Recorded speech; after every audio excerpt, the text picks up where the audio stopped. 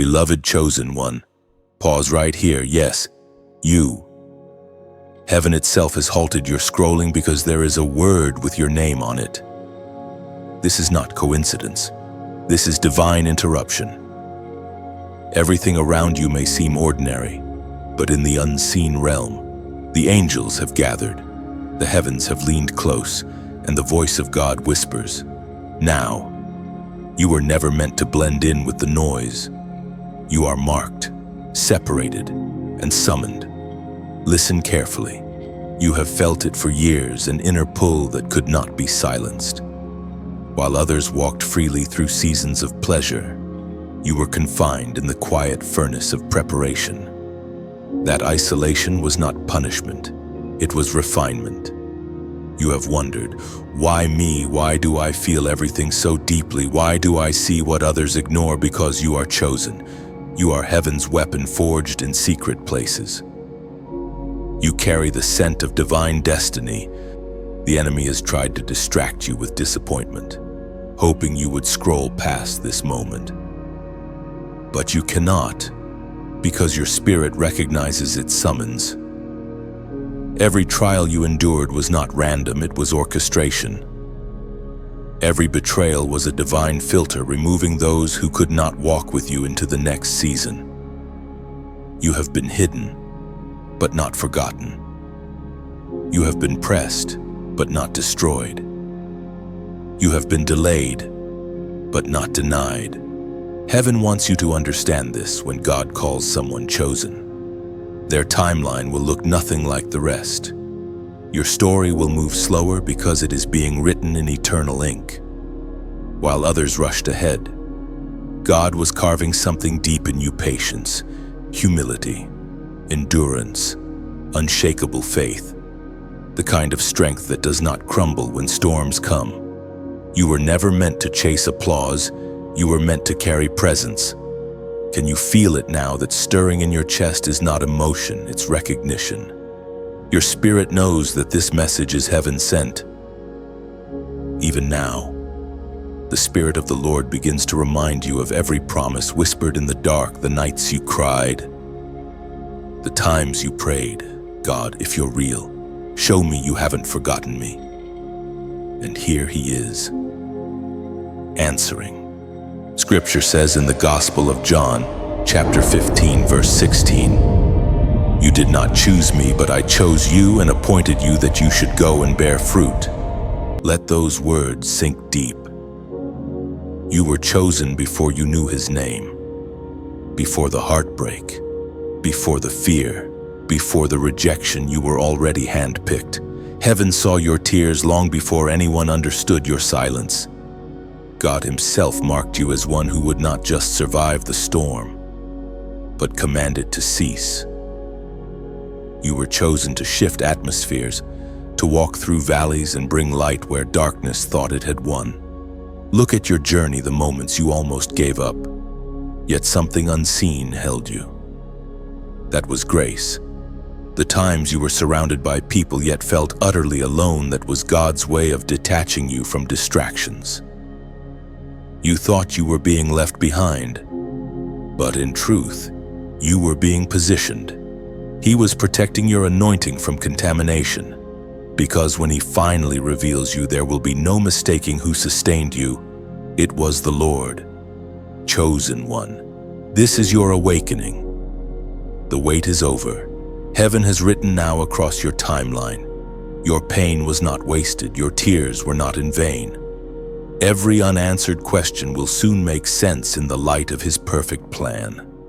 Do not shrink back when the spotlight of destiny turns toward you. You were built for visibility. You were designed to stand out, not blend in. Heaven is declaring, "This one carries my name." You may not feel qualified, but you are called. You may not feel ready, but you are anointed. The oil on your life was never meant to stay hidden under fear or doubt. Step forward with the authority of one who knows they were chosen by the Creator himself. This moment is sacred. Heaven has ordered your steps to collide with this message because your next chapter begins here. The delay was divine. the preparation intentional, the timing perfect.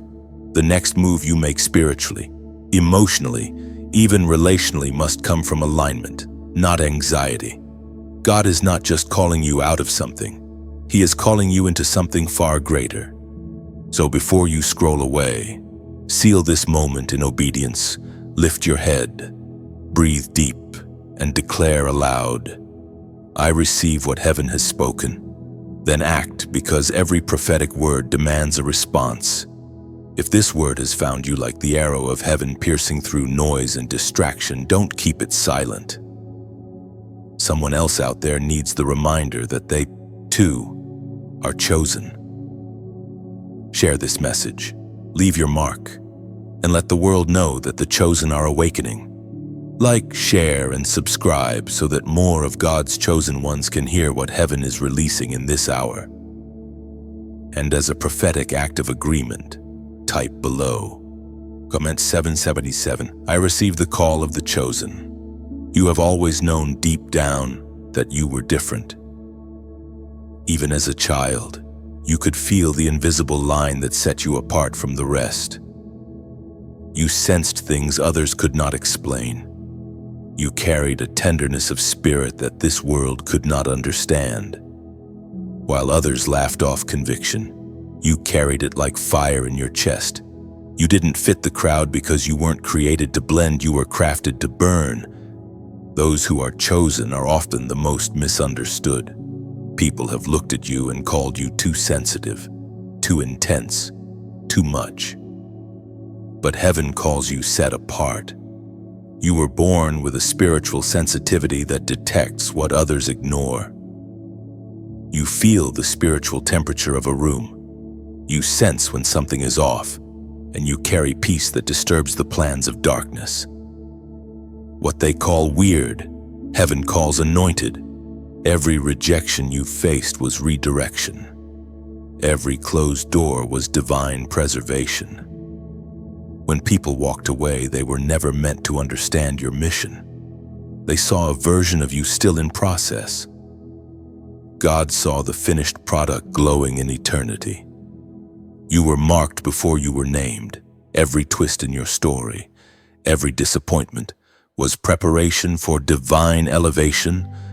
Chosen one, your life has not been random. The attacks came early because the enemy recognized your potential before you did. He saw the oil before it was poured. That is why warfare surrounded you since childhood. The enemy always attacks what carries threat. But every dart that was thrown only proved your value to heaven. You are not under attack because you are weak. You are under attack because you are significant. Many times you have asked, why me? Lord, why must my path be so lonely? The answer has always been whispered back, because what rests on you cannot be shared lightly. The chosen walk narrow roads so that they may carry heavy mantles. To others it may seem unfair, but to heaven it is evidence of trust. God entrusts deep battles only to those he knows can stand through fire without losing their faith. Remember the times you stood in a room full of people and still felt unseen. You were not invisible, you were hidden. God hides his greatest treasures until the appointed hour. Diamonds are never found in open fields, they are buried deep. You are not behind, you are becoming. You are being formed in silence so that your revealing carries undeniable weight. When the time comes, your emergence will not require validation. It will be undeniable evidence of divine choice. Do not despise your difference. The world teaches conformity, but heaven honors distinction. What makes you different is what makes you powerful. You were born with spiritual instincts that are not meant to be dulled or diluted. Your compassion, your intensity, your deep hunger for truth, all of it points back to the fingerprint of God upon you. And yes, the cost of being chosen is high. You have carried burdens that others cannot see. You have walked through nights where faith felt like ashes in your hands. You have cried prayers that no one but heaven heard. But those prayers have built altars in unseen realms. They have summoned angels, shifted atmospheres, and written testimonies yet to unfold.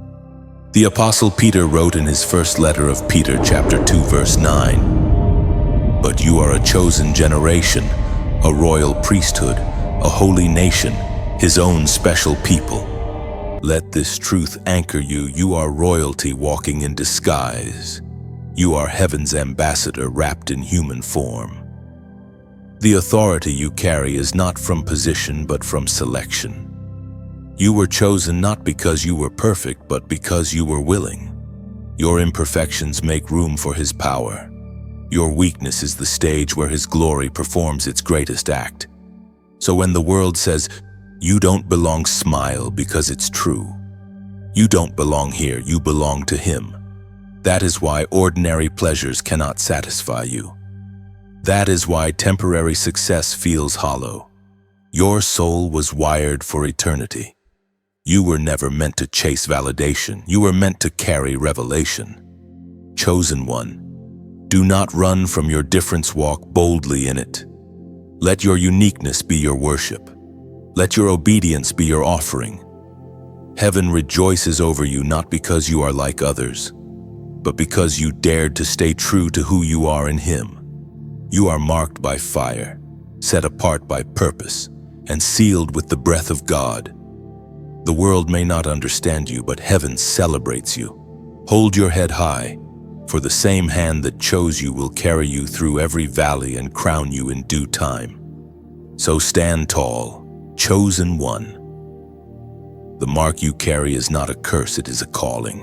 Every step you take shakes unseen realms. Walk forward, not in fear, but in quiet confidence. For heaven recognizes your stride. You are not alone. The fingerprints of God still rest upon your every breath. Every tear you've shed has been counted. Every silent cry, every moment you bit your lip to keep from breaking, has echoed in heaven. You've carried weight others could not see, pain you could not explain, and strength you didn't know you had until the fire demanded it. You've been through storms that should have ended you, but here you are, still standing. And not just standing, you are glowing with a resilience forged in the furnace of suffering. Chosen one. You must understand this: God never wastes pain. He transforms it. The weight you carry is not a burden of punishment. It is a mantle of preparation. Each heartbreak trained your compassion. Each disappointment sharpened your discernment. Each betrayal stretched your heart to love with divine endurance. You have walked through things that would have shattered others, yet you still rise with grace in your voice and light in your eyes. That is evidence of divine strength. You have wondered why God allowed certain storms to rage so long, but He was not ignoring you. He was investing in you. The crushing you felt was not destruction, it was extraction. The oil of anointing is only released through pressure. He had to press you until everything false fell away, until only the pure remained. The more intense the pressure, the greater the calling. We find in the book of Psalms, chapter 56, verse 8, "You keep track of all my sorrows. You have collected all my tears in your bottle." Read that again. He has collected your tears. Not one has fallen unseen. Every cry became a seed planted in heaven's soil, and soon it will bloom as answered prayer. You thought you were breaking down, but you were actually breaking open. The cracks in your heart became channels through which grace could flow. Beloved, there were nights when the darkness seemed endless, when your faith flickered like a dying candle. Yet even then, your endurance was worship. When you held on to God's promises with trembling hands, heaven applauded. Angels were dispatched to strengthen you, to keep you standing when you couldn't see the way forward. Pain has been your teacher, but not your identity. You are not defined by what hurt you. You are defined by what healed you. Every scar on your soul is a testimony that God still writes beauty out of ashes. What once felt like loss will soon reveal itself as foundation. The story you thought ended in sorrow will be rewritten in glory. You are learning to see purpose in pain. You are learning that faith is not the absence of fear, but the decision to move forward despite it. You are learning that the very weight you begged God to remove has built a strength you never knew existed. This is why He trusted you with that weight, because He knew it would not destroy you. It would define you. Chosen one. This is not the season to collapse. This is the moment to remember who carried you. The same God who allowed the storm will command it to still. But first, He is teaching you how to walk on the waves, not drown beneath them. You are no longer a victim of circumstance, you are a vessel of victory.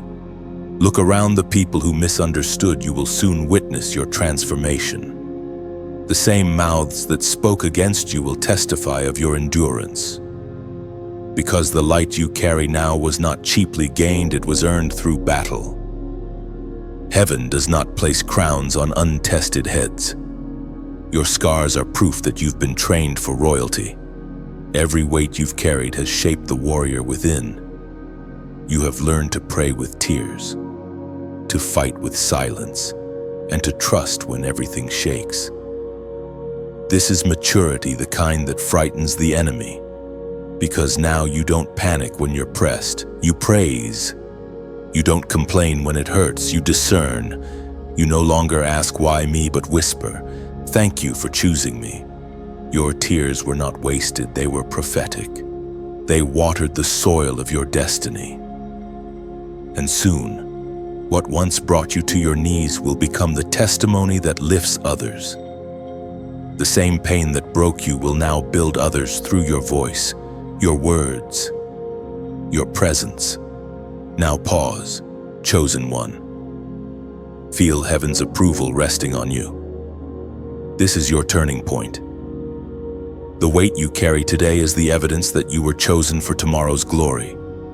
You are stronger than you know, and closer than you think. Take a breath, and before you leave this sacred space, seal your agreement with a declaration below. Comment, I'm still standing. Let it be your prophetic statement. Because your endurance is not weakness, it is worship. Heaven sees you still standing, and hell trembles because you refuse to fall. When you type, I'm still standing, you're not just commenting, you're declaring victory.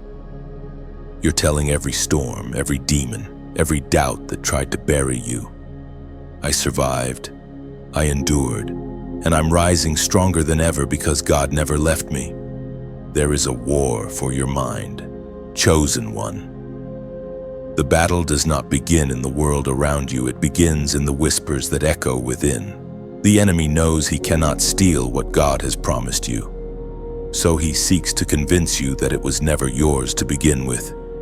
His favorite weapon is subtle suggestion. He whispers, you are forgotten, you failed too many times, God has moved on. These are not thoughts, they are arrows. But you, beloved, were never meant to live under the weight of lies. The voice of the enemy is always loudest right before breakthrough. He tries to drown out the voice of truth with noise, fear, confusion, self-doubt. You begin to question everything. Did I really hear God? Am I really chosen? Maybe I made it all up. But listen carefully, God's silence is not absence, and His stillness is not rejection. Sometimes heaven speaks loudest through peace that passes understanding. The enemy studies your patterns. He knows your weak points. He will not appear with horns and smoke. He will sound like reason. He will disguise doubt as logic, fear as caution, and distraction as opportunity. But discernment will reveal what intellect cannot. You must learn to separate the whisper of God from the chatter of darkness.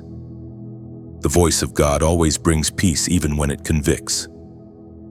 The voice of the enemy always brings confusion, shame, or urgency without clarity. Do not negotiate with lies. Do not entertain the whisper that tells you you're not enough. The same God who called you is faithful to complete his work in you. The enemy fears your awareness of identity because once you know who you are, you cannot be manipulated. You are not the mistakes you've made. You are not the failures that haunt you.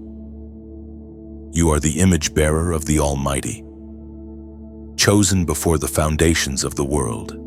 Remember this: the devil cannot curse what God has already blessed. He cannot undo what heaven has decreed. So he tries to deceive you into self-sabotage, to get you to quit on promises before they manifest. But every time you choose faith over fear, heaven rejoices and hell retreats. The enemy's greatest loss is when you refuse to believe his version of your story, as spoken through the prophet Isaiah, chapter 41, verse 10. Fear not, for I am with you. Be not dismayed, for I am your God. Those words are not suggestion, they are command. They anchor you in the truth that God's presence never departs, even when you can't feel him. He is there closer than your breath, watching over you, strengthening you when your knees tremble. Every whisper of fear is countered by his eternal promise, I am with you. The enemy wants you to forget who stands beside you. He wants you to see the size of the storm and forget the power of the one who calms it. He wants you to focus on what you lost rather than who you've become. But your transformation terrifies him, because once you learn to turn attacks into worship, every dart he throws becomes a testimony. Think back to moments when you almost gave in to despair, yet somehow peace found you in the darkness. That peace was not accidental, it was divine intervention. The Spirit of God covered you like a shield when you didn't have strength to lift one yourself. Every time you whispered, God, help me, heaven answered with mercy unseen. Chosen one, you are learning to recognize the difference between conviction and condemnation. Conviction calls you higher, condemnation drags you lower. Conviction brings hope, condemnation breeds shame. The enemy condemns you for your past. God convicts you toward your future. That distinction is where your freedom lives. The whispers that tell you you're too broken are lies. God does his greatest work through cracked vessels. He speaks through those who have been shattered and still choose to praise. The enemy knows this, and that's why he fights you hardest after every breakthrough. He fears the day you stop listening to him. You are standing at a threshold. On one side lies fear and fatigue. On the other lies faith and fullness. Heaven waits for your choice. You cannot silence the enemy by arguing, you silence him by standing. When you stand in faith, his voice loses volume. When you worship in weakness, his schemes crumble. Let this truth settle deep into your spirit. You are not fighting for victory. You are fighting from it. The outcome was decided long before your first battle. The cross already declared your triumph. You do not have to prove your worth, you simply have to walk in what was already written. The next time the enemy whispers that you are forgotten, smile and remember you were never alone, and you never will be. The voice of your Father is still stronger than the lies of your foe. Chosen one. There comes a time when heaven no longer whispers, heaven commands. This is that time. The Spirit is saying, rise now. The delay has expired. Every moment of hesitation, every step you took with trembling faith has led to this divine intersection. The heavens are open above you, and your name is being spoken in rooms you haven't entered yet. You have walked through enough shadows to recognize the dawn. What you're feeling now that's stirring in your spirit, that pull towards something greater, is not imagination. It is the call of destiny reverberating through your bones. You are being summoned into visibility. Heaven is announcing your next chapter. The old version of you, the one that doubted, the one that played small, cannot go where God is taking you. You have been through your season of waiting, and now heaven declares, move. The door is open, and the wind of God is behind you. What once resisted you will now make way for you. For it is written in the letter to the Ephesians, chapter 5, verse 14. Awake, O sleeper, and arise from the dead, and Christ will shine on you. These words are not gentle suggestion, they are divine awakening. God is shaking you from spiritual slumber. The world may still be asleep, but your spirit cannot stay quiet anymore. There is a sound being released from heaven that carries your name, and creation is waiting for your yes. You have hidden long enough. You have questioned long enough. You have lived in preparation long enough. Now it's time to walk boldly into the purpose that once terrified you. Every step forward from here is a step into alignment. You don't have to have it all figured out. You simply have to move when God says move. And as you do, know this: you are not walking alone. There is a family of light rising with you.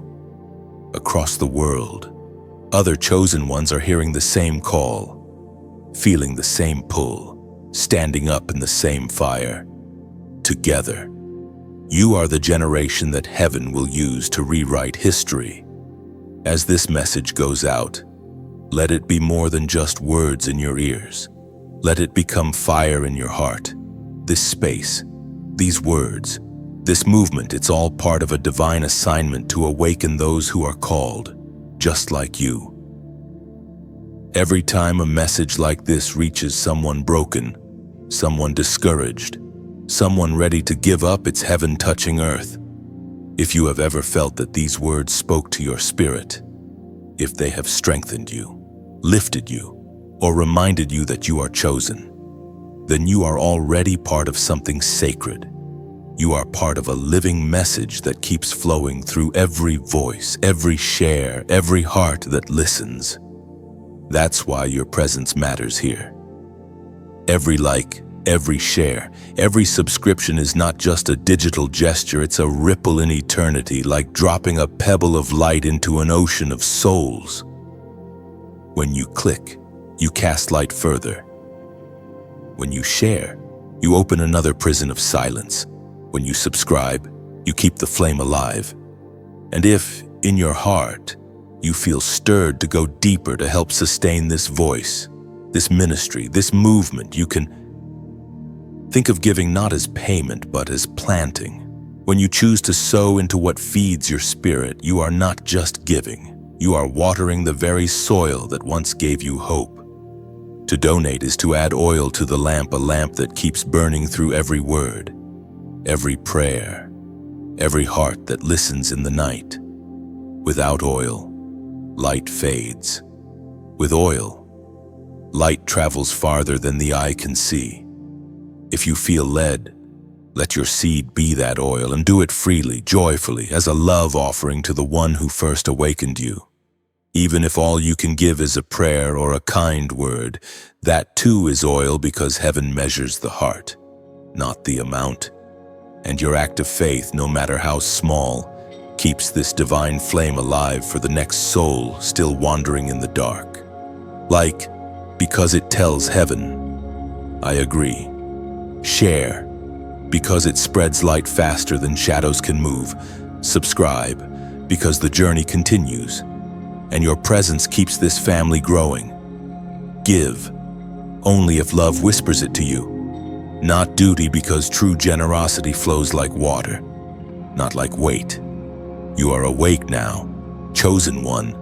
Walk in your light, and let your obedience be the spark that lights another's fire. When you give, you join heaven's melody, a quiet harmony of hearts that keeps faith alive across oceans and time zones. Your small flame joins thousands, and together they blaze as one great torch, declaring, light has not gone out, it only multiplies. So keep walking, radiant one. Each click, each share, each whispered prayer becomes another heartbeat in this divine movement. You are proof that generosity is sacred art, an unseen offering that paints hope across the darkness. reminding the world the chosen still rise. Chosen one, fire surrounds you, but do not fear it. What you are walking through now is not meant to consume you, it is meant to refine you. Every flame you feel licking at your edges is divine fire, burning away the pieces of you that cannot follow into your next season. The storm, the conflict, the pressure, it's not punishment, it's purification. You have asked, God, why does it hurt so much if you love me? And the answer, whispered softly but firmly, is this: because love refines. The refiner's fire is never cruel. It is precise, purposeful, and pure. Gold does not argue with the flame, it endures it, knowing that what emerges from the heat will be unbreakable beauty. You, beloved, are heaven's gold. And right now, heaven is removing the dross. The heat you feel is not rejection, it's transformation. The tears you've shed are washing away what is no longer aligned with your calling. What you lost was not stolen. It was surrendered so that something greater could be born. Think of it like this: a seed must be buried before it breaks open. In darkness, under pressure, hidden from sight, that's where life begins. The fire you are walking through is the soil of your becoming. The old you cannot survive here.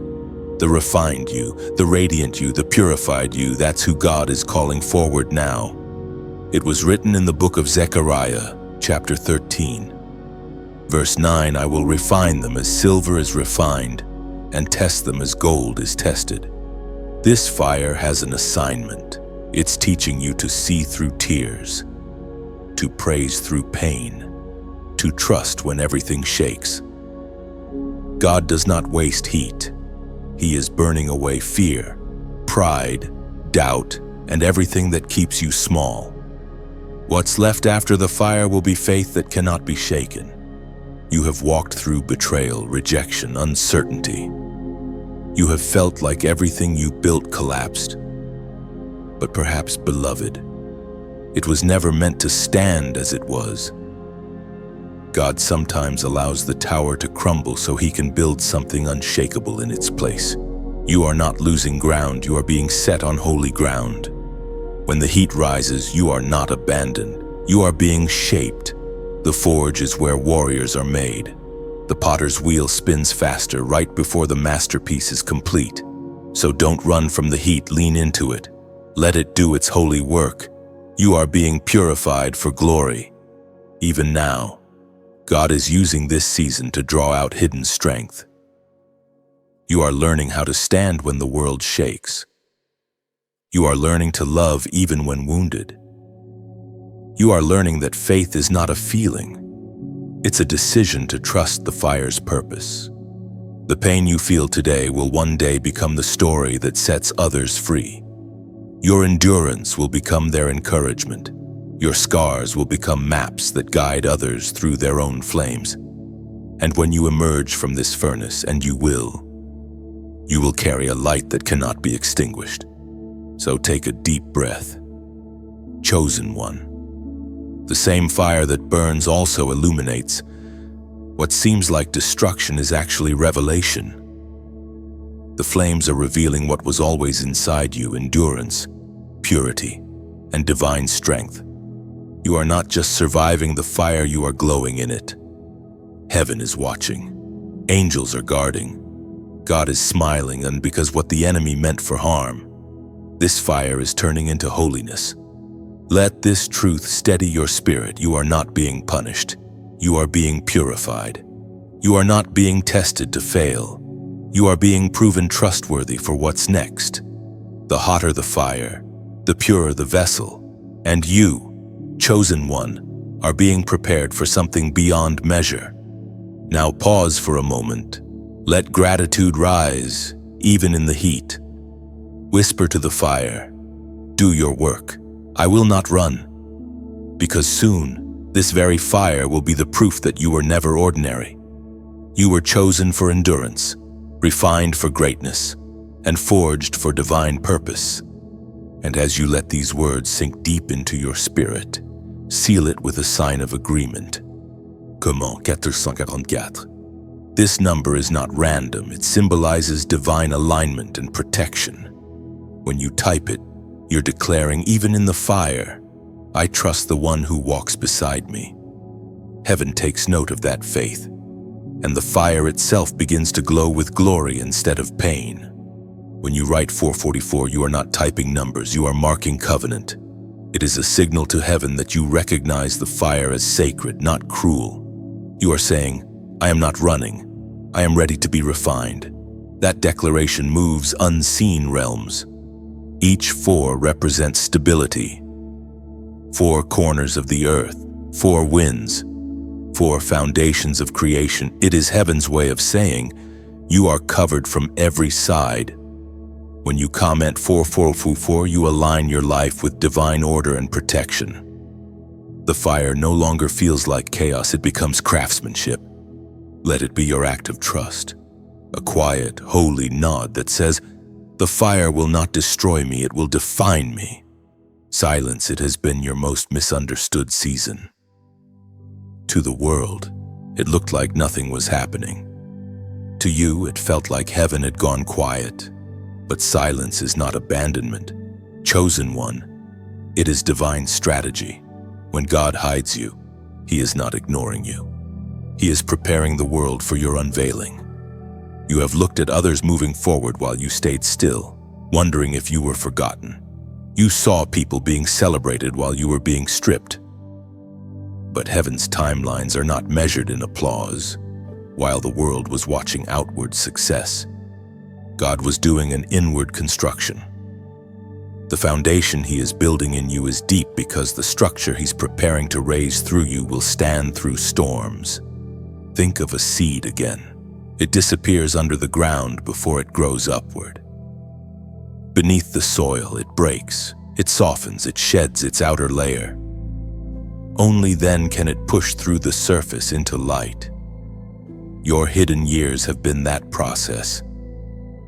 You have been germinating in the silence, growing in ways that no one could see. What looked like stillness was transformation. Chosen one, your silence was never wasted. The unanswered prayers, the long nights, the not yets, they were divine pauses. So, God paused you, not to punish you, but to protect you from premature exposure. A gift revealed too early becomes a target. You were hidden because you carry something sacred. Heaven was maturing your anointing before letting it be seen. It was written in the book of Habakkuk, chapter 2, verse 3. For the vision awaits its appointed time. Though it linger, wait for it. It will surely come. Those words are your anchor. What you've been waiting for has not been denied, only delayed until appointed time. And that time is drawing near. You will soon understand why God said not yet. You will look back and realize that every delay saved you from disaster. In your silent years, heaven was building character. You learned obedience when no one was applauding. You learned how to pray without recognition. You learned that your identity was never dependent on visibility. That kind of strength cannot be taught in noise, it can only be born in silence. You have wondered why doors opened for others but stayed closed for you. The answer is simple. God was not preparing the door, He was preparing you. If you had walked through then, your foundation would not have been strong enough to hold the weight of what's coming. You are not late. You are being launched on time. There are seasons when God hides His greatest treasures in plain sight. He hides His chosen ones under layers of ordinary life so that pride will not touch their hearts. You may have felt invisible, but invisibility is the cloak of the chosen. God hides before He highlights. Every hidden season precedes revelation. Look back carefully, you will see it. The small confirmations that you thought were coincidences were breadcrumbs of grace leading you forward. The prayers you prayed in tears are now beginning to echo as promises fulfilled. The people who misunderstood you only confirmed that your calling was never meant for explanation, but for manifestation. And now, the silence is beginning to break. You may not hear thunder or see lightning, but something inside you knows change is stirring. The wind is shifting. The same God who was silent is now beginning to speak again, softly but unmistakably. You are stepping into the unveiling. Do not despise the years that seemed empty. They were sacred. They formed your patience, your discernment, your wisdom. Every hidden season trains your spirit to hear whispers louder than crowds. You've learned to recognize God's movement not in noise, but in stillness. That is a rare gift. When you finally emerge, you will not be the same. You will not crave validation. You will no longer need to explain your worth. You will walk with quiet confidence, carrying peace as your proof. People will ask, "Where have you been?" And you will simply smile, because heaven knows the answer. You were in the making. The hidden years were holy. They were your cocoon, your sacred space of becoming. And now, the butterfly begins to press against the walls of the old shell. Light is waiting outside. The silence is lifting. You are stepping into your unveiling not with noise, but with authority that silence built. So stand tall, beloved. The stillness was never empty. It was the breath before your first roar. What comes next will make every quiet night make sense. You will look back on this silence and call it sacred ground. The very stillness that once hurt you will become your sanctuary. You will say, "Now I see it was not emptiness. It was incubation." Heaven was whispering in languages your heart would one day understand. So breathe. Chosen one. The quiet was never punishment. It was proof that God trusted you with hiddenness. The seed doesn't fear the soil, it trusts the season. Soon, the world will witness the bloom that only darkness could produce. What felt like delay was destiny disguised as waiting. The air feels different now, doesn't it? The atmosphere around your spirit has shifted. You may not see it fully yet, but something inside you knows a mantle has moved. There is a holy exchange taking place, unseen but undeniable. What once rested on others is now resting on you. The same power that flowed through those who came before you is awakening within your bones. Heaven is transferring responsibility, glory, and grace into your hands. You have been faithful in obscurity, patient in the wilderness, obedient when obedience cost you everything. And now, the Spirit says, it is time.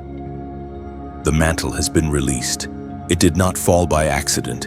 It found you because you were prepared to carry what others dropped.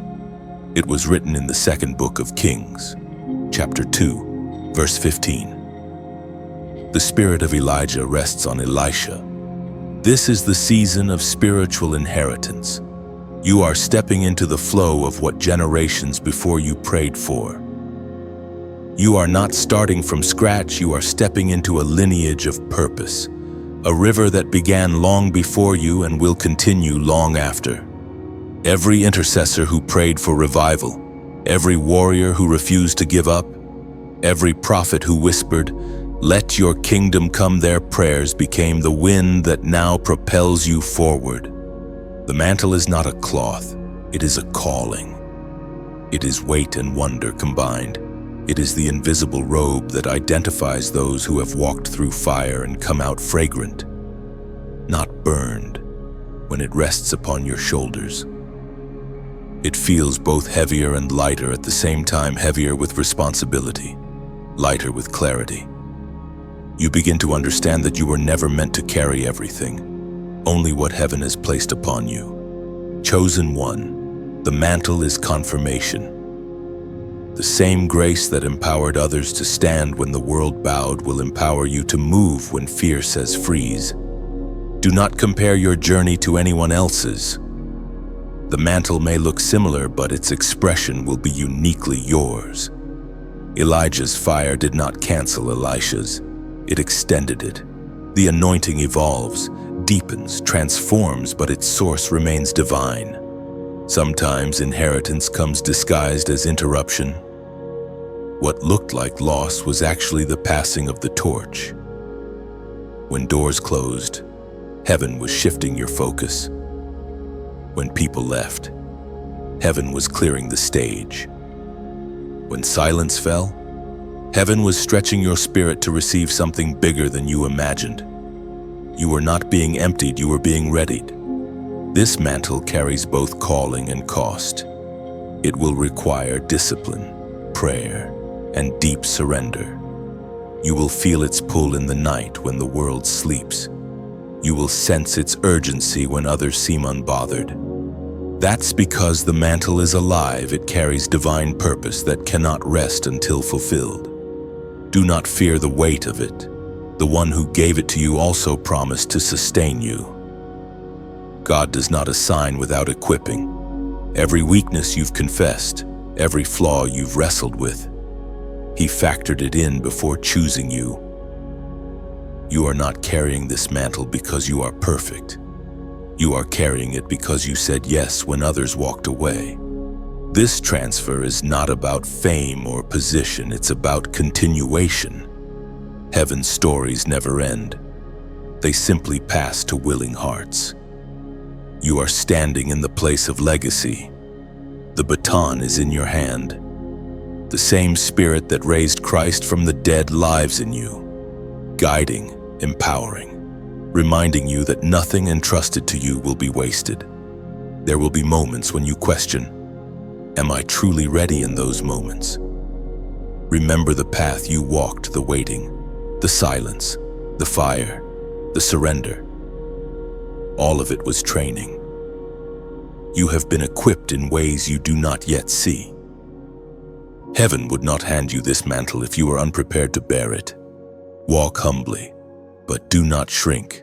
You carry light that generations have protected through prayer. The mantle resting on you now carries echoes of ancient faith, songs of deliverance, and the whispers of those who went before saying, "Finish what we began." And you will, because you have the same God who parted seas, the same Spirit who called fire from heaven, the same power that raises the dead and speaks life into dust. That power is not distant, it is breathing within you. The exchange has already taken place. You are not waiting for permission, you are walking in inheritance. Heaven has declared, it is yours. Lift your eyes, chosen one. The oil that dripped through generations now runs through your veins. The story continues, and your chapter begins with one truth burning brighter than all the rest. You have been chosen to carry the mantle of fire. And as you walk forward, feel the mantle settle gently upon you, warm, steady, alive. It hums with divine memory, carrying every yes that came before yours. You are not replacing anyone. You are fulfilling continuity. Heaven smiles, for the fire has found another faithful carrier. You are standing at a crossroads. Chosen one. One road leads back to what is familiar, the comfort of what you've always known.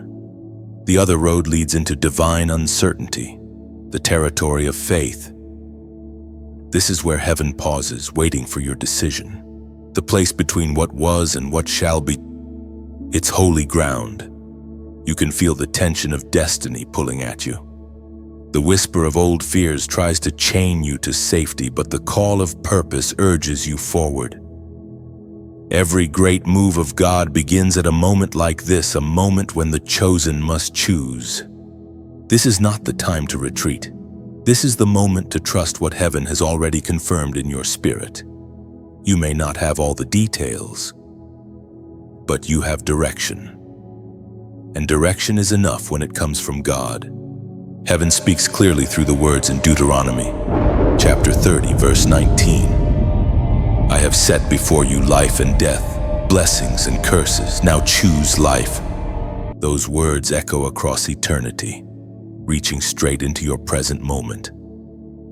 Choose life, choose obedience, choose faith over fear. Every choice carries weight, and heaven is watching not to judge, but to guide, to strengthen, to celebrate your courage. You may feel small standing before such a vast decision, but do not forget who walks beside you. You are not a lost traveler. You are a guided vessel. The path may seem narrow, but it is paved with grace. God does not call you into something without walking there ahead of you. Remember how far you've come. Remember the battles you've already survived. You have walked through fire, silence, and refining, and all of it has led you here. Every test prepared you for this threshold. You are not standing still. You are standing on the edge of destiny. This choice isn't just about direction, it's about identity. The road you take from here will define not what you do, but who you become. The voice of fear will tell you it's too late, that you've missed your chance, that others are more qualified. But those are lies. You are right on time. Every divine delay has aligned your steps for this very moment. God does not need your perfection, He wants your participation. The moment you move, heaven multiplies your effort. Faith is heaven's language, it speaks in motion. Every step you take toward obedience releases a ripple of purpose across unseen realms. Angels move when you move. Maybe the road ahead looks uncertain, but uncertainty is where miracles grow. You cannot discover divine provision until you walk beyond what's predictable. The sea never parted while Israel stood still, it parted when they stepped forward. The same principle applies to you. When you take the next step, even trembling, the waters will obey the word that guides you. This is your invitation to cross over from survival to significance, from hesitation to holy confidence. The bridge between the two is obedience. You do not need to see the whole map. You only need to trust the next lighted step. Heaven is leaning toward you now. The Spirit is whispering, move. The question is not whether you are ready, it's whether you are willing. Readiness grows from willingness. When you step out, strength will meet you midair. So pause, breathe, and decide. The old season has nothing new to offer. The new one is waiting with open gates and untold glory. It will cost you your comfort but reward you with destiny. You already know which road is yours, you felt it tugging at your heart all along. This is not coincidence. This is calling. God is watching with the tenderness of a father, waiting for your yes. The moment you give it, everything shifts. Now, seal your choice with a simple declaration below, a statement that heaven will recognize as agreement, courage, and surrender all in one breath. Comment: I choose forward. When you type it, you are not writing words, you are crossing over. It is a prophetic act, a sign that you refuse to let fear write your story. The road is open, the promise is alive, and your future is already waiting on the other side of obedience. When you write, I choose forward, you're not simply agreeing with a message, you're answering heaven's invitation. It's a declaration that you refuse to stay trapped in yesterday's shadows. You're telling God, even if I can't see everything ahead, I trust you with my next step. Each word carries weight. I is ownership, no one can make this choice for you. Choose is action, faith is never passive, and forward is direction, the only direction heaven ever moves.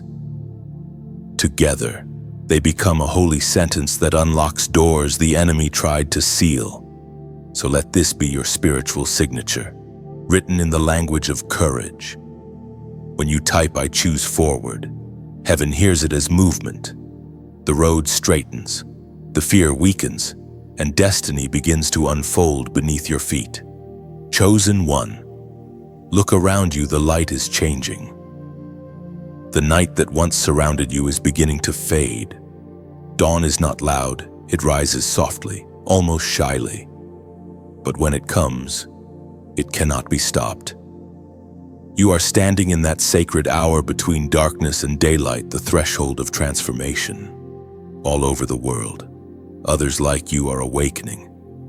Their hearts beat in rhythm with yours, a quiet army of light walking out of shadow. You are part of something vast and beautiful, a divine symphony unfolding one soul at a time. Heaven is weaving threads of courage, compassion, and conviction into a tapestry of purpose, and your thread matters. Every time you speak light, someone's darkness loosens. Every time you forgive, then chains somewhere else break. Every time you pray, heaven bends closer to listen. You are proof that one obedient heart can change the atmosphere. As Jesus himself declared in the Gospel of Matthew, chapter 5, verse 14, "You are the light of the world. A city set on a hill cannot be hidden." That's not poetic flattery, it's divine identity. You were not created to flicker quietly in the corner. You were made to shine openly, beautifully, fearlessly. Your light is not arrogance, it is assignment. The world grows dimmer when you hide. The heavens grow brighter when you stand tall.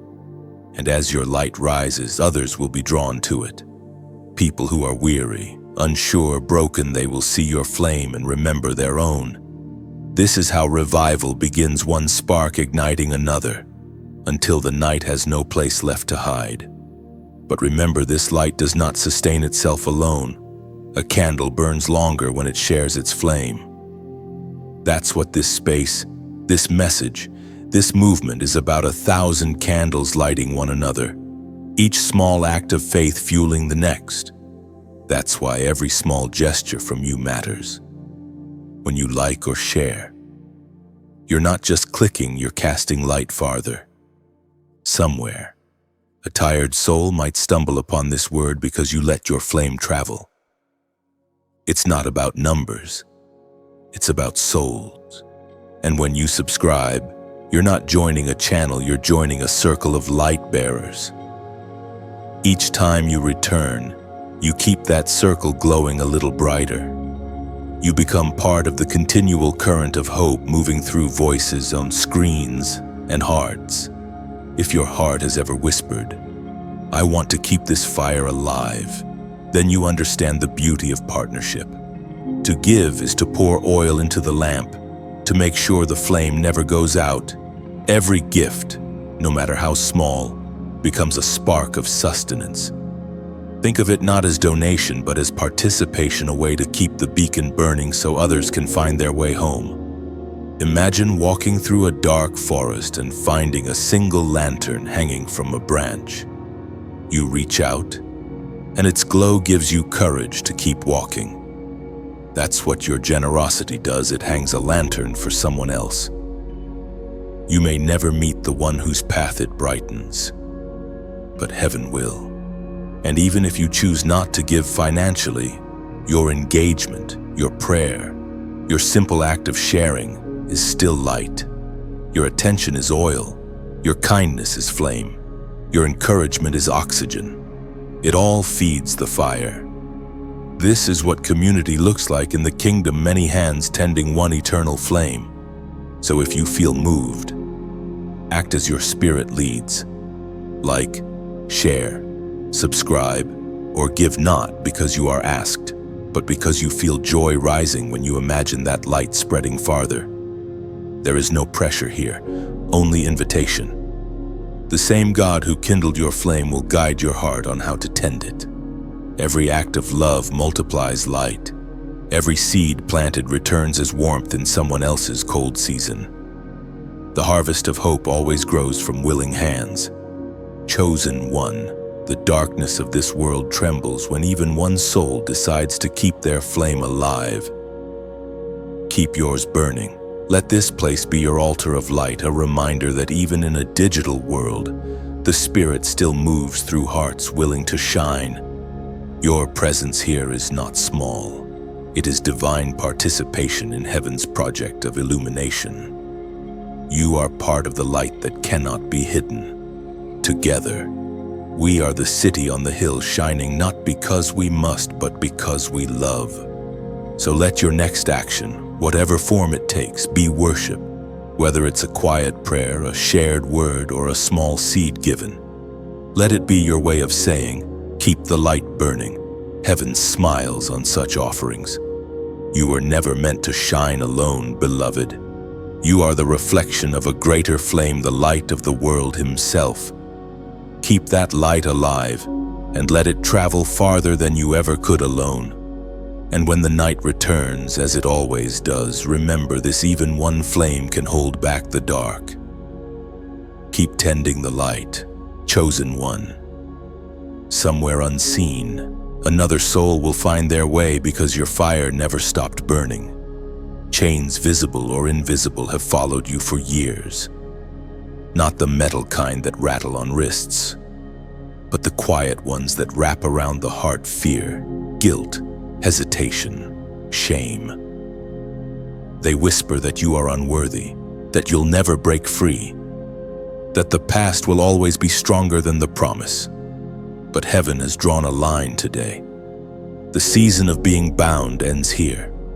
You were never meant to live caged by memory or mistake. The same hands that formed galaxies are the hands that reach for you now, not to condemn, but to unlock. Every chain you've carried, worry, addiction, insecurity, was never meant to define you. They were temporary weights allowed only to reveal your strength when they fall. The testimony of Acts reveals in chapter 16, verse 26. Suddenly there was such a violent earthquake that the foundations of the prison were shaken. All the doors flew open. That word, suddenly, is divine timing in motion. What felt like a lifetime of waiting can change in a single breath when heaven moves. Your prison has an expiration date, and it has arrived. The shaking you feel around you is not chaos, it is deliverance. What is crumbling is not your life, it is your limitation. You may have felt bound by circumstances beyond your control: financial struggles, family conflict, emotional exhaustion, but even now, heaven is releasing you from invisible walls. The same God who opened prison doors for Paul and Silas is opening spiritual doors for you, not through your power, but through your praise. When you worship in your darkest hour, the very ground beneath your fear begins to tremble. Chosen one, there is a holy sound that rises from those who refuse to break under bondage. It is not the sound of complaint, but of faith. When you praise through pain, heaven interprets it as warfare. Every hallelujah spoken through tears becomes a sword in the spirit, cutting through chains that once seemed unbreakable. Perhaps the heaviest chains have not been external but internal: the unforgiveness you carry, the doubt that silences your confidence, the voice that keeps telling you you're not enough. But hear this: you cannot hold on to the chains and hold on to freedom at the same time. You must release one to embrace the other. The moment you decide to forgive, a lock clicks open. The moment you believe you're still loved, even after failure, a shackle loosens. Freedom rarely comes as thunder. It comes as surrender. It begins the instant you stop fighting God's love and start letting it heal you. For too long, the enemy has tried to convince you that freedom is for others but not for you. He points to your scars as evidence of defeat. But those scars are not shame, they are signatures of survival. They say, I was bound, but now I'm becoming. Heaven calls that beauty, not brokenness. Look closely. Beloved, every great deliverer once wore chains. Joseph wore them before ruling Egypt. Daniel faced the lion's den before favor crowned him. Even Paul sang from a cell before the earthquake came. Bondage is never the end of the story, it's the prelude to breakthrough. And now, your earthquake is near. The shaking may feel frightening, but it's just the sound of doors unlocking. Every part of you that was paralyzed by fear will soon move freely. Every prayer you whispered in exhaustion is forming cracks in walls you thought would never fall. You are stepping into the season where you no longer just talk about freedom. You walk in it. You will breathe easier, speak bolder, move lighter. The weight that once defined your pace will fall behind like dust. The enemy will watch, powerless, as the same chains he forged become your testimony. Freedom doesn't mean you'll never feel pressure again. It means pressure can no longer control you. You will still face storms, but now the storm will face someone unshakable. You will still encounter resistance, but now resistance meets revelation. You are learning to live unbound, so take a deep breath. The air may still smell like smoke, but that's just evidence that you've walked through fire and made it out. Lift your head, stretch your hands, feel the invisible weight leaving. The trembling of the earth beneath you is heaven's applause. This is your moment of release. No more replaying the past. No more dragging yesterday's failure into tomorrow's promise. You have been declared free by the only voice that matters. Walk forward, chosen one, unshackled, unafraid, unstoppable. The door is open. Step out and never look back. Freedom will not feel foreign for long. Soon, you'll forget the sound of your chains and remember only the rhythm of your steps. Every movement forward will sound like worship, your breath will carry gratitude, and even your silence will sing. I am free. And as you walk, you'll notice others still bound by what you've overcome. Don't boast, reach back. The one who breaks free becomes the one who leads others out. Your liberty is not selfish, it's contagious. You were set free to set free. There is a shift happening in your voice, chosen one. You may not fully recognize it yet, but heaven does. Words that once felt small now carry weight. Sentences you speak in faith ripple through unseen realms. This is because your voice has been refined, seasoned by silence, sharpened by suffering, and now empowered by truth. For a long time, you stayed quiet not because you had nothing to say, but because God was teaching you how to speak. Heaven does not rush voices that are meant to shake atmospheres. Every season of restraint was discipline. Every moment you swallowed words was training.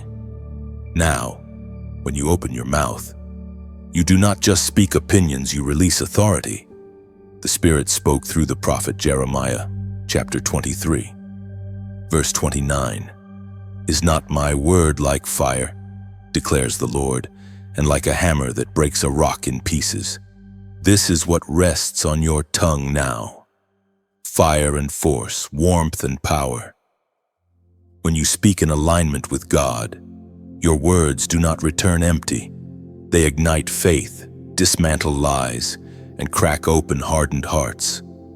The enemy fears your voice more than your actions because once you speak truth, deception loses its grip. You've noticed it when you speak now. People listen differently. Your words land deeper. Even silence around you feels heavier.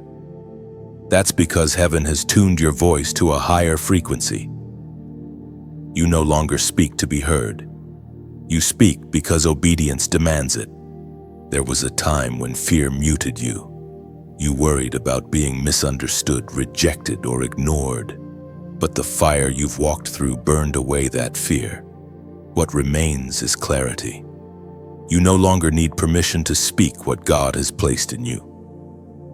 The authority does not come from confidence in yourself, it comes from alignment with Him. Chosen one, your voice is not loud by accident. Even your gentlest words carry presence. You speak peace, and storms settle. You speak truth, and confusion weakens. You speak hope, and despair loosens its grip. Heaven has trained you to speak at the right moment, not the loudest moment. There will be times when your words confront darkness, Do not fear that.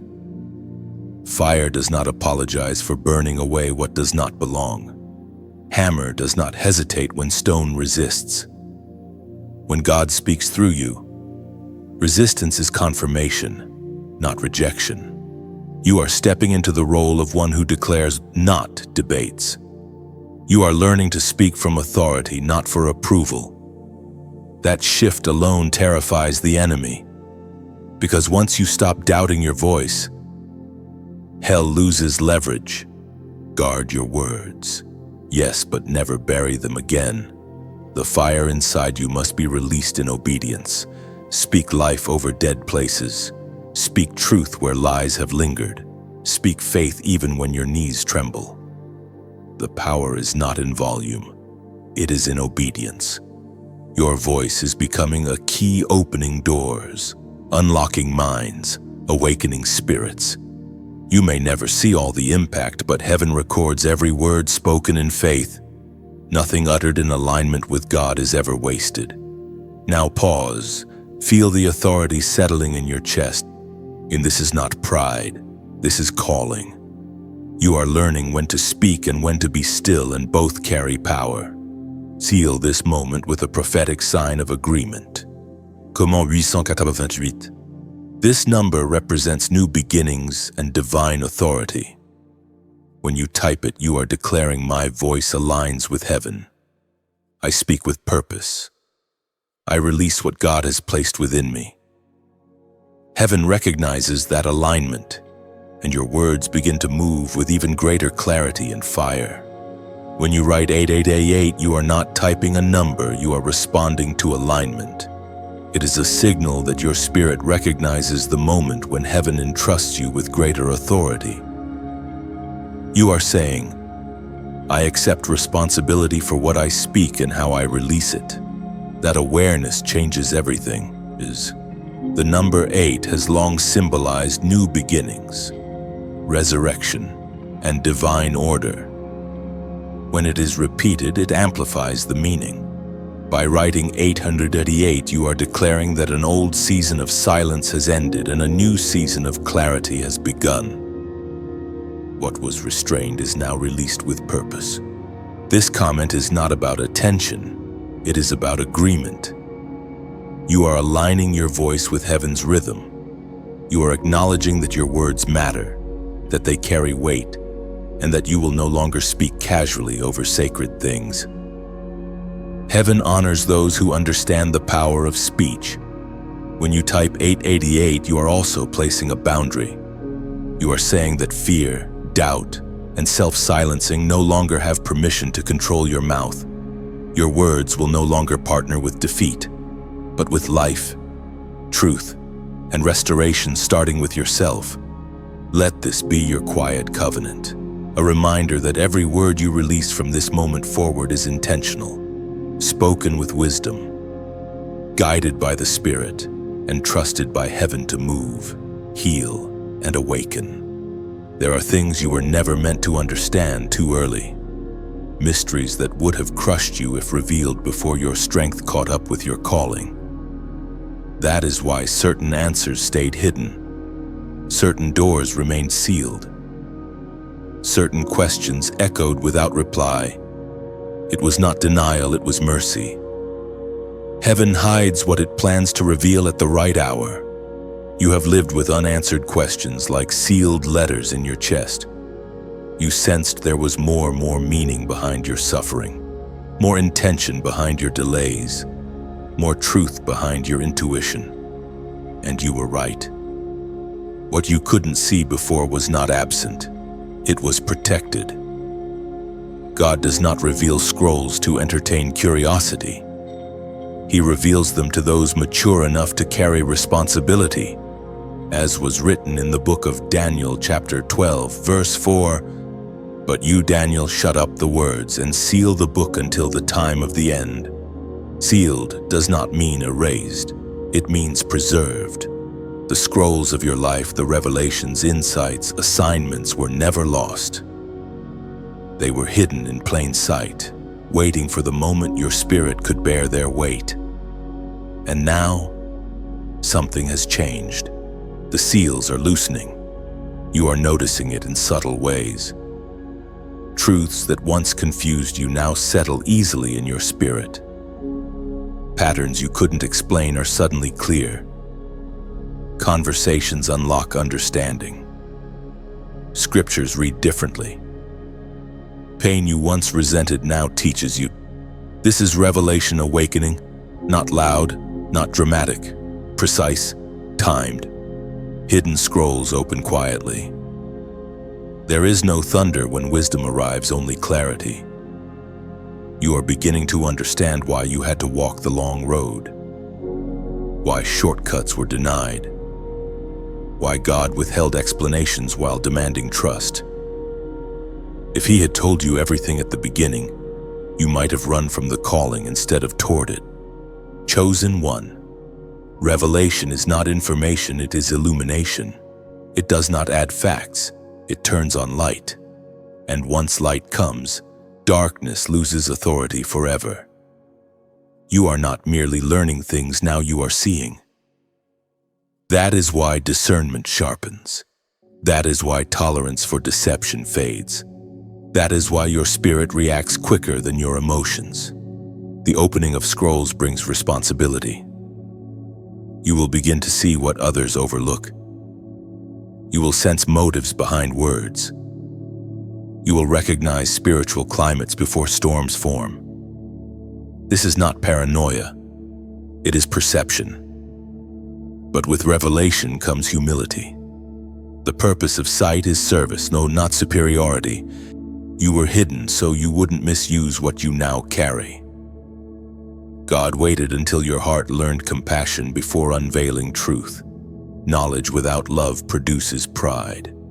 Revelation without mercy produces judgment. Heaven delayed insight until you could hold it with grace. Do not rush to explain what you now understand. Not everyone is meant to read the same scroll at the same time. Some pages are for intercession, not instruction. Some revelations are meant to be prayed through, not spoken aloud. Wisdom knows the difference. As the seals open, memories will reframe themselves. You will revisit old wounds and see purpose where you once saw pain. You will recall moments of confusion and realize they were clues, not chaos. Your past will reorganize itself under new light. That is healing. That is redemption working backward. This season will feel like awakening inside awakening. You are not becoming someone new, you are remembering who you were before fear taught you to forget. The scrolls were always written in your spirit. God is simply allowing you to read what He authored long ago. There will be moments when you wish others could see what you see. Resist the urge to pull back the curtain too soon. Revelation unfolds in sequence. You are responsible for obedience, not for convincing. Heaven opens scrolls gradually so the bearer is not overwhelmed. Trust the pace, trust the process, trust the author. What He reveals now is exactly what you need for the next step, nothing more, nothing less. More will come when faithfulness makes room. The opening of scrolls does not mean the journey is over. It means the map is becoming visible. You will still walk by faith, but now with understanding. Still trust, but with clarity. Still wait, but without confusion. This is sacred ground. The mysteries are not being exposed, they are being entrusted. Then you were faithful in the dark, and now the light is being handed to you gently, page by page. Receive it with reverence. Walk with humility. Carry it with love. The scrolls are opening, and heaven trusts you to read them well. As each scroll opens, let gratitude steady your hands. You are not meant to rush through revelation, but to live it. Every insight is an invitation to deeper trust, shaping your steps with wisdom that only patience can protect and humility can carry safely. So move gently. Chosen one. What you now see is sacred, not urgent. The light before you will expand as you walk, not before. Heaven reveals truth in portions so your heart stays anchored in love while your spirit grows strong enough to guard it. There is a moment that comes only after endurance has finished its work. Not while you are still fighting, not while the weight is still crushing your breath, but after you have remained, after you have stayed faithful when quitting would have been easier, after you have trusted God without applause, after you have walked forward carrying wounds instead of answers. That moment is called crowning. You have mistaken endurance for delay.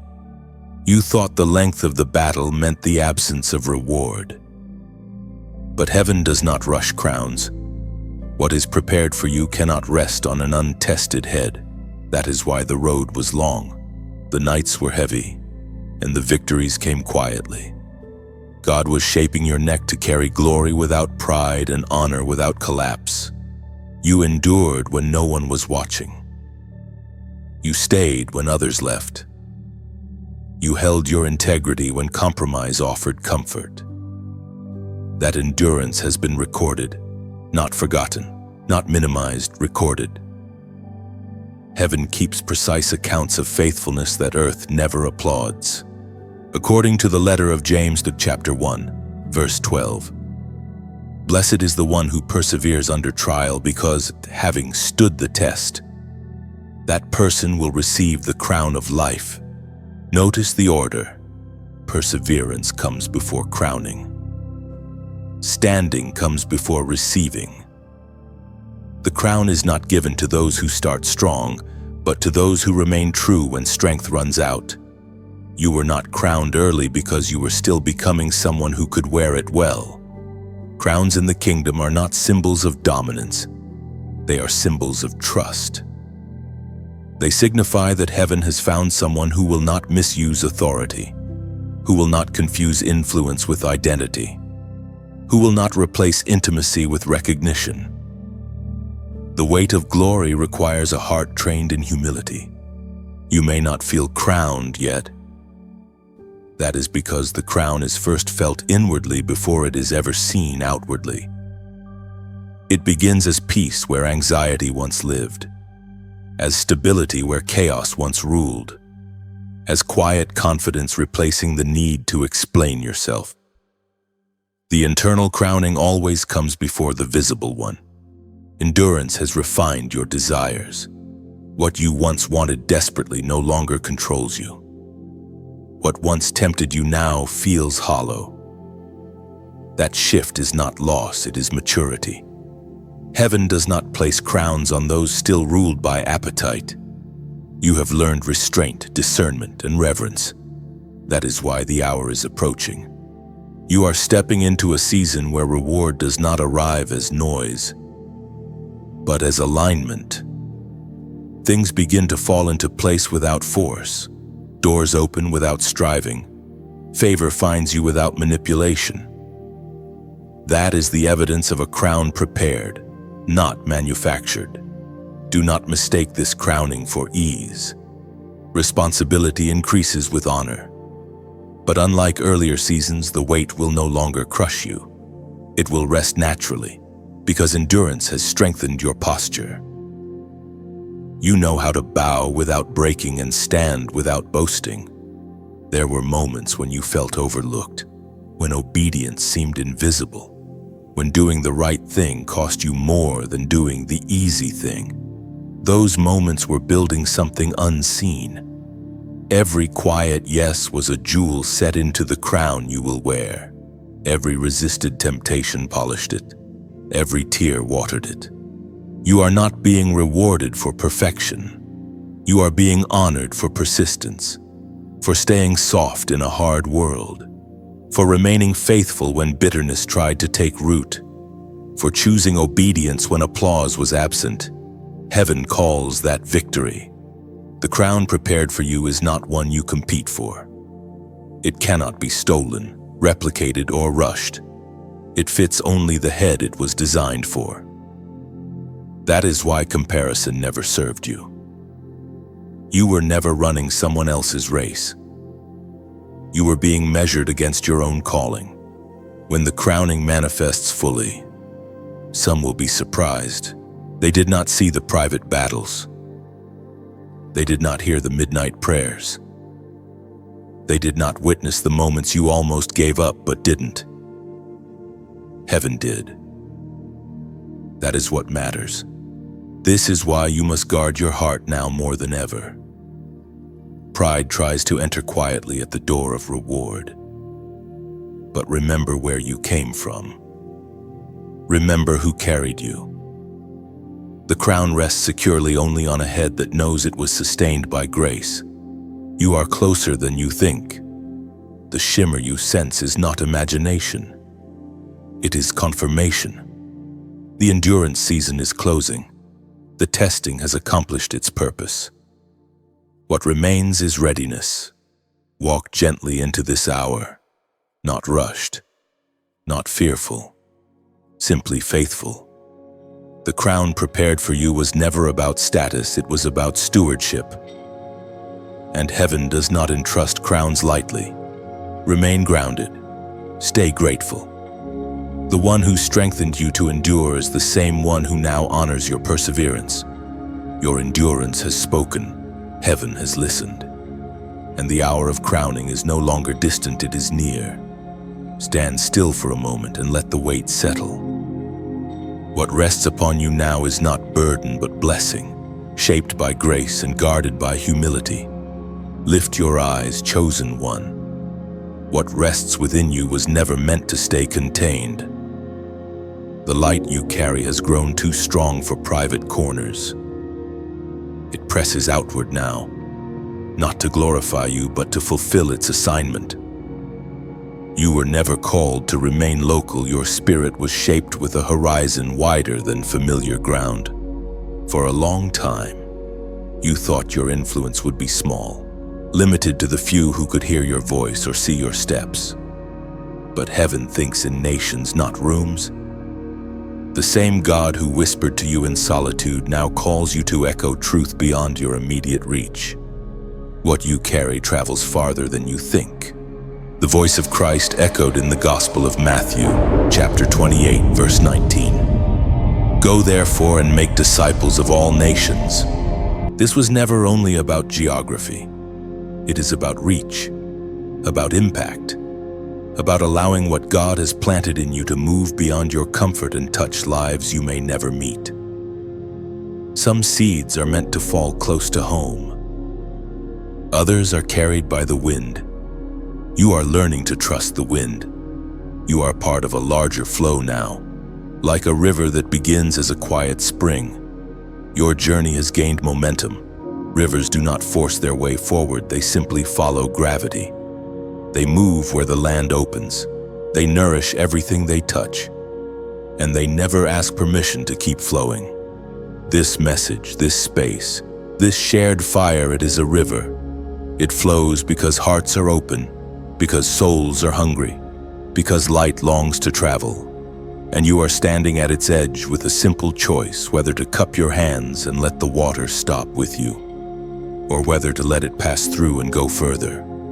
When you like or share, it is like placing a stone in the river that redirects the current just enough to reach someone standing downstream. Someone tired, someone searching, someone who has no words for what they feel but will recognize truth when it reaches them. When you subscribe, it is not attachment, it is alignment. It is choosing to keep walking near the river, to drink again when your spirit is thirsty, to remain close to a source that reminds you who you are. And when generosity stirs quietly in your heart, understand this: gently to give is to widen the riverbanks. It allows the flow to travel farther without drying up. It is not obligation. It is not transaction. It is participation.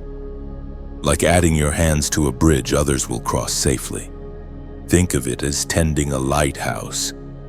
No one forces oil into the lamp, but without oil, the light fades.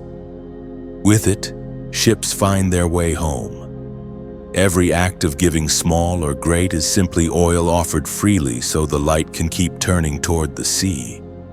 If you feel nothing stirring, remain at peace. Presence alone matters. Prayer matters. Attention matters. Even standing quietly by the river honors its flow. Heaven never measures willingness by amount, only by love. But if something in you whispers, let this go further. Trust that whisper. It is not pressure, it is purpose. It is the same voice that once called you out of hiding and into light. This is how nations are reached now, not by force, not by shouting, but by countless quiet yeses that allowed truth to move unhindered. A share here, a seed there, a word carried farther than intended. You are not being asked to do everything, only to do what feels aligned.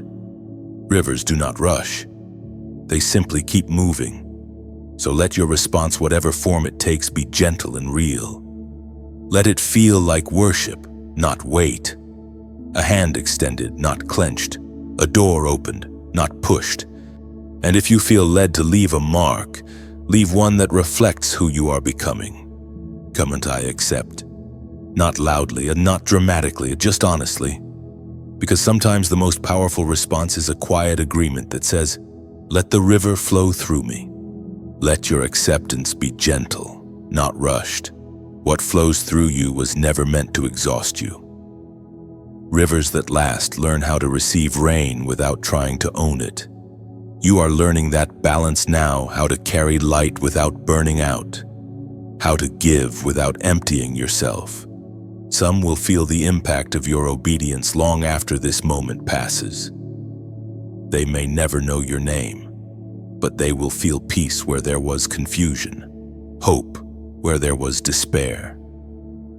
That is how true calling works. It leaves fingerprints, not signatures. And heaven keeps the record. As you walk forward, resist the urge to measure results. Seeds do not sprout on command. They grow in silence, underground, faithful to timing they did not choose. Your role is not to manage the harvest, only to remain willing soil when heaven decides to plant through you. So stay open, chosen one. Let the river keep moving, the light keep turning, the call keep unfolding. You have already said yes in your spirit. Now live it slowly, faithfully, beautifully trusting that what flows through you will always find where it is needed most. Before elevation, there is always one last fire. Not to punish, not to intimidate, but to prove what cannot be shaken. This is the refining flame that comes when everything unnecessary has already been removed and only what is essential remains.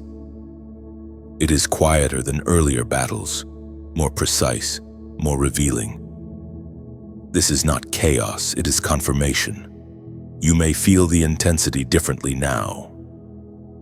Earlier fires were loud, emotional, overwhelming. This one is focused. It touches motives, intentions, loyalties. It asks questions you cannot answer with words. It tests not whether you believe, but whether you trust when belief costs you something. This is the fire that reveals what is real. Anything built on fear will crack here. Anything rooted in pride will buckle. Anything sustained by approval will collapse. But what is anchored in God, what was formed in obedience, patience, and surrender will stand unmoved. We are reminded through the words of Peter's first letter, chapter 1, verse 7, that the trial of your faith, being much more precious than gold that perishes though it is tested by fire, may be found unto praise and honor and glory. Notice the language: precious, tested, fire, glory. This flame is not about destruction, it is about distinction. Gold is not afraid of fire, it proves itself in it.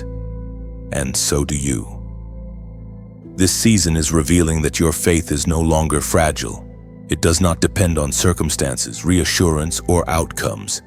It stands because it is rooted. You are being tested at the level of identity now. Not what you do, not what you carry, but who you are when nothing is affirmed.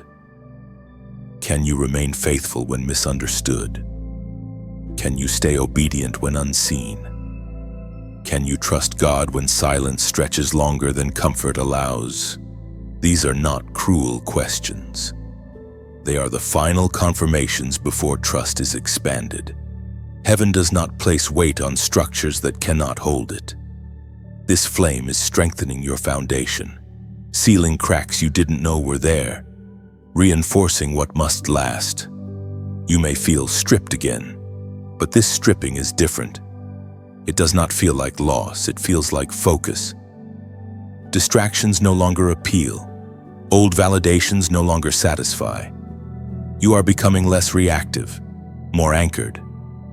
The flame is not touching your future, it is securing it. There is also clarity here. You see more cleanly now. You recognize misalignment quickly. You sense when something pulls you off center. That discernment is the result of refining. Fire sharpens vision. Heat removes fog. You are no longer guessing, you are perceiving. This final flame often comes with stillness. No dramatic warfare. No visible opposition. Just a quiet insistence on truth. A requirement for integrity even when compromise would be easier. A call to remain soft without becoming weak. That balance is rare, and it is forged here. Do not rush through this season. Refinement cannot be hurried. Gold is ruined if removed too early. God knows the exact duration required. He watches the reflection, not the clock. When he sees his image clearly reflected in you, the fire will recede.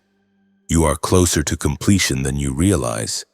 This is not the beginning of another long trial. It is the closing of a chapter. The flame you feel now is sealing what has already been formed. It is the final signature, not a rewrite. After this fire, you will notice a shift, less striving, more authority, less noise, more presence. You will speak less, but when you do, it will carry weight. You will move slower but with greater impact. That is the mark of someone refined, not rushed.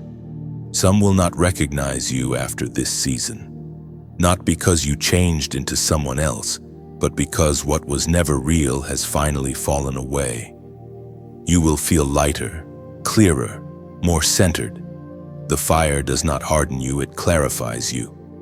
And perhaps the greatest sign of refinement is peace. Not excitement, not adrenaline. Peace. A settled knowing that nothing essential can be taken from you anymore. What remains has been tested and approved. This is the final refining flame. Not meant to scare you, but to prepare you. Not meant to break you, but to prove you. Heaven is not questioning your worth, it is confirming your readiness. Stand steady. Remain yielded. The fire is almost finished. What comes next will rest on a foundation that cannot be shaken. Breathe deeply and stay present. What you are feeling is not pressure, but permanence forming within you. The fire has done its work quietly, thoroughly. You are no longer reacting to heat, you are becoming someone who can carry warmth without fear or urgency. Soon, you will realize how much no longer moves you. The opinions, the doubts, the noise, they lose their grip. What remains is clarity anchored in truth. This is the evidence of refinement, calm strength that does not announce itself, yet commands respect. When the fire fades completely, you will not rush forward. You will walk steadily, grounded, unshaken. The refining has settled something eternal in you. From this place, nothing essential can be stolen, and nothing false can return to rule your heart.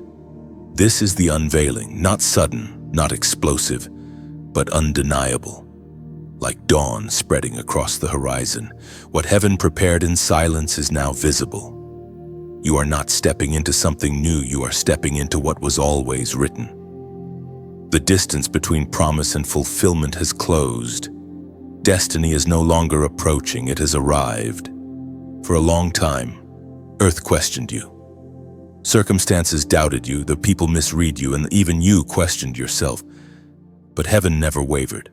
What God spoke over you before you had language is now being echoed in time.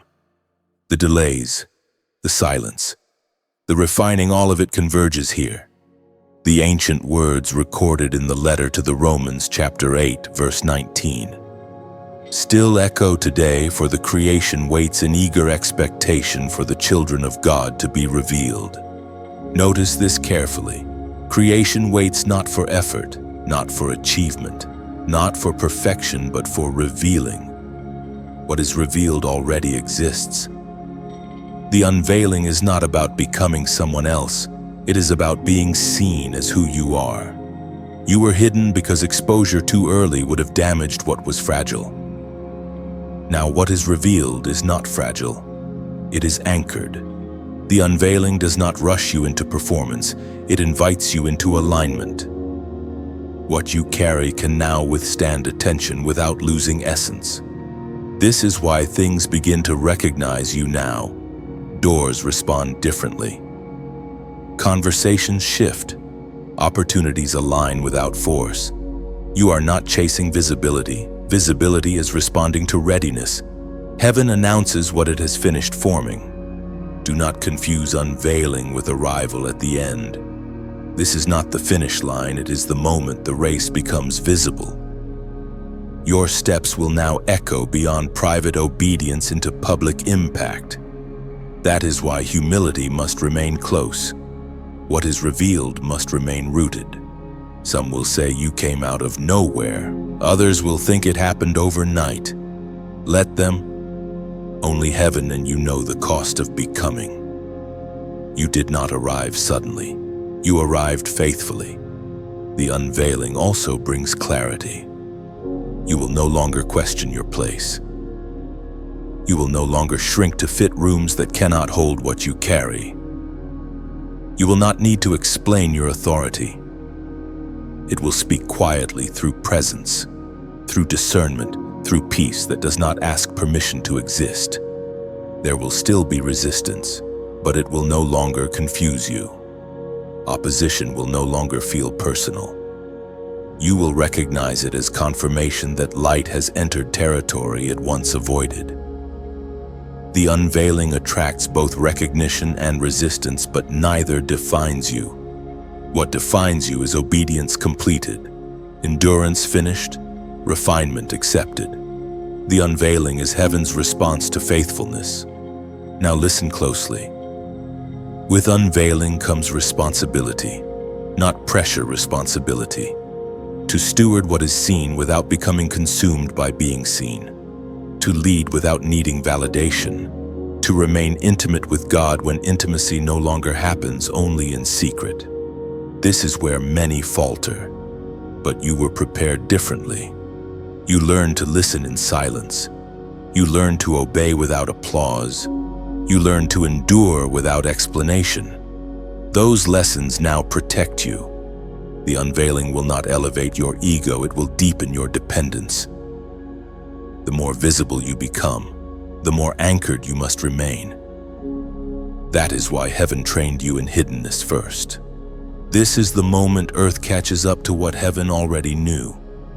You will feel a quiet confirmation settle in your spirit, not excitement, not fear, but certainty. The sense that you are exactly where you are meant to be. Do not rush ahead of grace. Walk at the pace of obedience. Let unveiling unfold naturally. God does not reveal to impress, He reveals to position. You are not here to be admired. You are here to be effective, to bring light without noise, to carry truth without force, to move through the world as evidence of what surrender produces. The unveiling does not require announcement. It requires faithfulness continued. Remain steady. Remain teachable. Remain anchored. What has been revealed will now be trusted with increase. You are not stepping into something fragile. You are stepping into something established. Heaven has finished its work in you. What comes next flows from completion, not striving. Stand fully present in this moment. The journey behind you has made this unveiling possible. The path ahead will now unfold with clarity. This is not the end. This is confirmation. Stand fully present in this moment. The journey behind you has made this unveiling possible. The path ahead will now unfold with clarity. This is not the end. This is confirmation. You are not standing at a finish line. You are standing on solid ground. Everything that once felt uncertain has aligned beneath your feet. The shaking has stopped, not because movement ends, but because your foundation is finally secure. What lies ahead will not demand striving the way the past did. You will move with discernment, not desperation.